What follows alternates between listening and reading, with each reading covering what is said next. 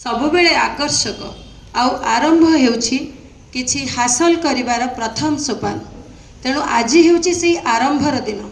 ପିଲାମାନେ ତମେମାନେ ଯଦି କେତେବେଳେ ଅନୁଭବ କରିବ ଯେ ନା ଏ କାମ ମୋ ଦ୍ୱାରା ଆଉ ହେବ ନାହିଁ, ମୁଁ ଆଉ କରିପାରିବି ନାହିଁ, ସେତେବେଳେ ଥରେ ଭାବି ନେବ ନା ଆଜି ମୁଁ ଆରମ୍ଭ କରିବି, ଏଇଠୁ ମୋର ଆରମ୍ଭ ହେବ।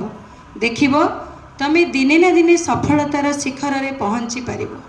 ତେବେ ଚାଲ ସେଇ ଆରମ୍ଭକୁ ନେଇ ଗୋଟେ ଛୋଟ କବିତାଟିଏ ଶୁଣିବା।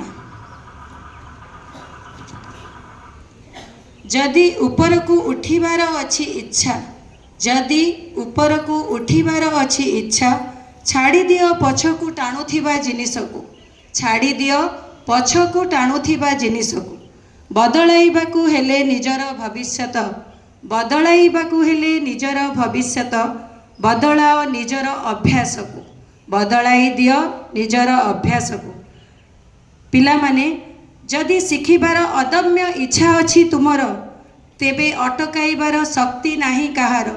ଯଦି ଶିଖିବାର ଅଦମ୍ୟ ଇଚ୍ଛା ଅଛି ତୁମର, ତେବେ ଅଟକାଇବାର ଶକ୍ତି ନାହିଁ କାହାର।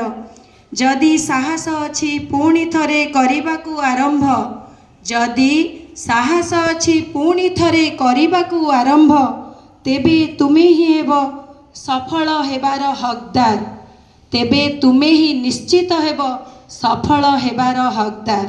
ଏଥିରୁ ତମେ କ'ଣ ବୁଝିଲ?